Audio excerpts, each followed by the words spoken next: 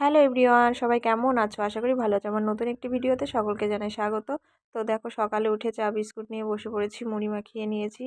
তো তারপরে রান্নাবান্নায় চলে এসেছি। ডাল মাছের ঝোল হয়ে গেছে, আলুটা কেটে ভাজা বসিয়ে দিলাম, কারণ এটা মেয়ের খুব পছন্দ, রোজ করতে হয়। তো রান্নাটা সেরে, খাওয়া দাওয়া সেরে সন্ধ্যার দিকে একটু যাব ননদের বাড়িতে। তো দেখো, শ্যামনগর স্টেশনে নেমেও পড়লাম।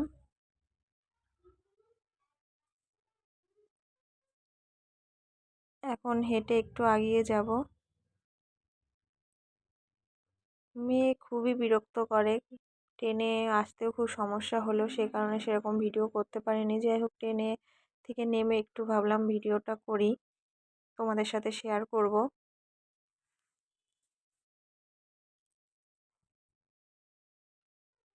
তো দেখো, এই যে শ্যামনগরে চলে এসেছি। এখন এই লাইনটা পার করে ওই দিকে যাব।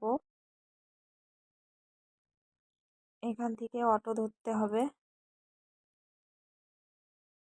তো দেখো, এখান থেকে মিষ্টি নিয়ে নেব।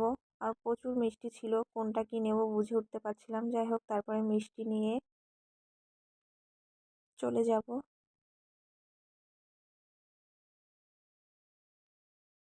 তো দেখো, চলেও এসেছি ননদের বাড়িতে।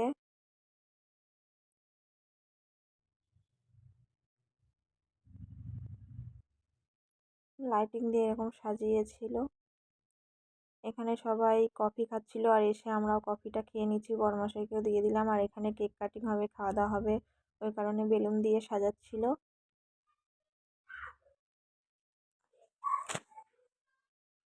আর এদিকে ননদ রান্না বান্নায় দিদি নিজেই রান্না করছে। মেয়েকে একটু ডিম দিয়ে দিল, মেয়ে খাওয়া শুরু করে দিয়েছে।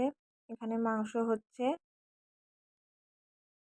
মাংস, ফ্রায়েড রাইস আর ডিমের একটা কি বলে ওটা, বড়া, বেশ ওটা হবে। চাটনি, পাঁপড়, মিষ্টি, অনেক কিছুই ছিল। আর দেখো, এখানে কেক কাটিং শুরু হয়ে গেছে। এখানে আজকে দুজনের কেক কাটিং হবে। এই যে বার্থডে বয়, মেয়ে তো নামবেই না তার দাদার কোল থেকে। তো যাই হোক, কেক টেক কাটা হয়ে গেছে। তো এখানে সবাই খেতে বসে গেছে, বাচ্চাদের দিয়ে দিল।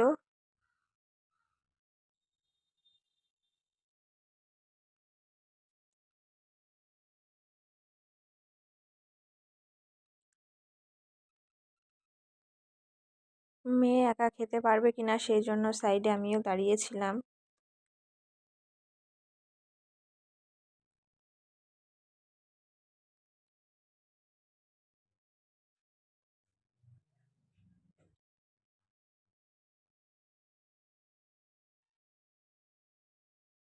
আর আমি যতবার ক্যামেরা অন করছিলাম, আমার মেয়ে পোজ নিচ্ছিল।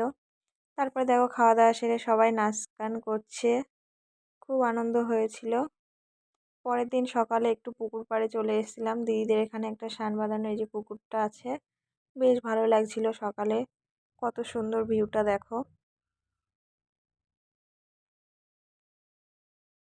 তো এখানে এসে একটু বসেছিলাম।